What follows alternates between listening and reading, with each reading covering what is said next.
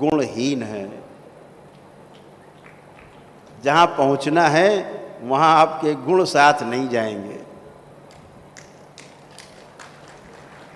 आपके गुण अवगुण कुछ भी नहीं जाएंगे।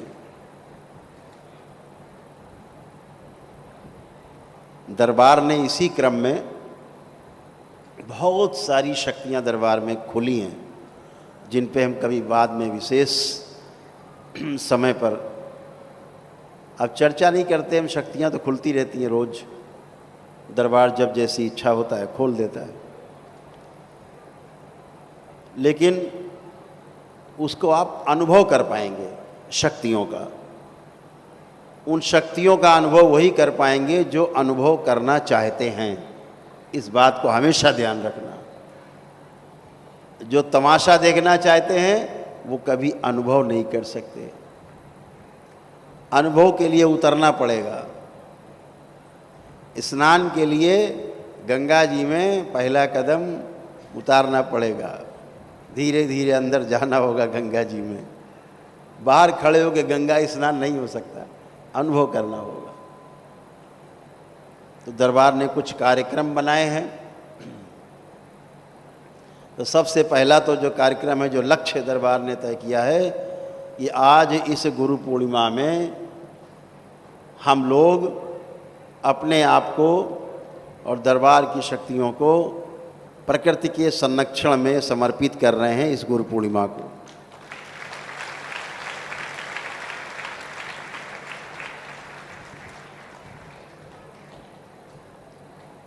पौधे लगाने हैं।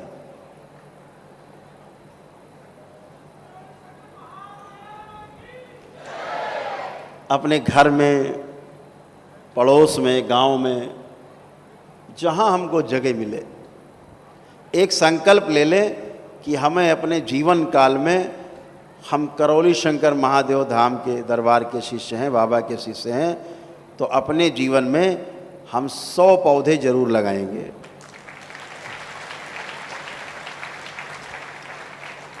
जिनकी क्षमता ज़्यादा है वो हजारों भी लगा सकते हैं। हम जानते हैं हमारे बीच में बैठे लोग ऐसे क्षमतावान लोग बैठे हैं जो लाखों वृक्ष रोपित कर सकते हैं, और दरबार उन सबको पूरा सहयोग देगा।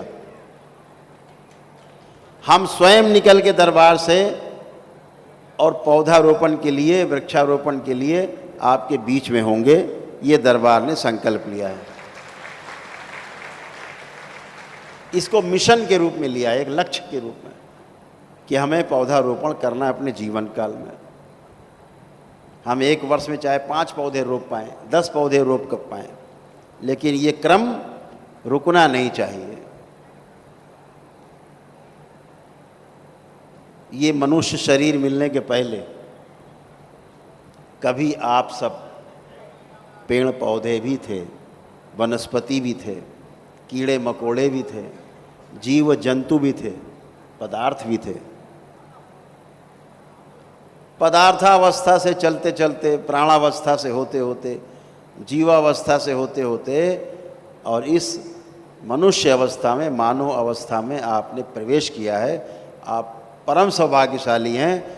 जैसे दरबार कहता है कि 21वें लेवल के लक्ष्य को पार करने के बाद फिर दरबार आपके साथ कुछ विशेष कार्यक्रम आयोजित करेगा, दरबार के कुछ आपको जिम्मेदारी सौंपेगा।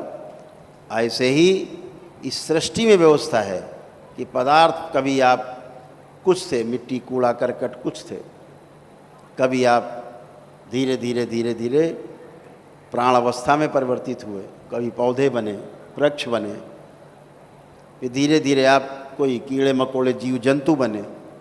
प्रगति है ये। और धीरे धीरे करके जीव जंतु पशु पक्षी से होते होते और मनुष्य अवस्था में, मानव अवस्था में पहुंच गए।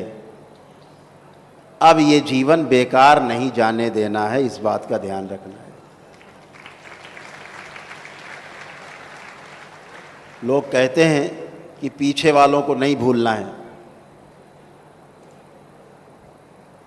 तो हम जहाँ पीछे से होके आए हैं उसको हमें नहीं भूलना है। इसीलिए लोग जीव जंतुओं को प्रेम करते हैं, उनसे स्नेह करते हैं, पेड़ पौधों को स्नेह करते हैं, कुछ लोग पदार्थ को भी स्नेह करते हैं, क्योंकि आपके अंदर उनकी स्मृति पड़ी हुई है, आप वहीं से होके गुजरे हैं। आपको ये जान के बहुत आश्चर्य होगा कि जो तमाम वनस्पतियां हैं, पेड़ पौधे हैं, आप सभी लोग किसी न किसी वनस्पति से, किसी न किसी पौधे से, पेड़ से जुड़े हुए हैं।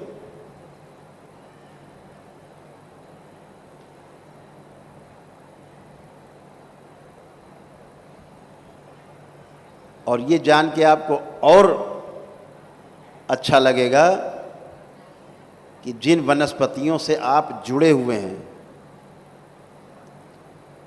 उनसे आपको प्राण ऊर्जा मिलती है, उससे आपकी सांसें चलती हैं।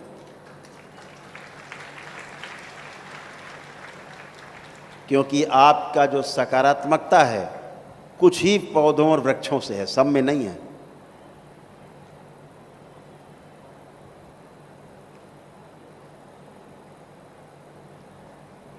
कुछ वृक्ष ऐसे हैं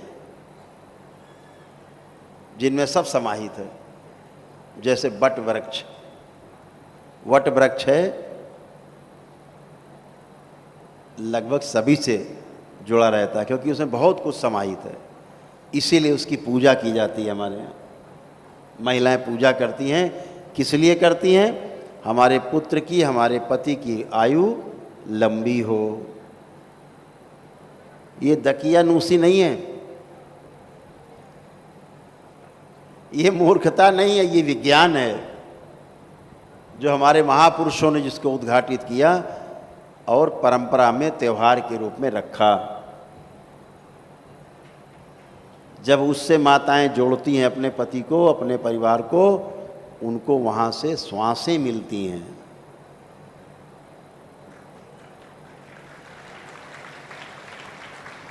भावनात्मक रूप से आप जुड़ते हैं। अगर आप विरोधी वृक्ष से जुड़ गए, अगर आपने किसी विरोधी वृक्ष की पूजा की, तो वो आपको प्राण ऊर्जा देने के बजाय, श्वासें बढ़ाने के बजाय आपकी श्वासें कम कर देगा और आपकी प्राण ऊर्जा को धीरे धीरे पीता रहेगा। तमाम रोग बनेंगे और अकाल मृत्यु को प्राप्त होते हैं।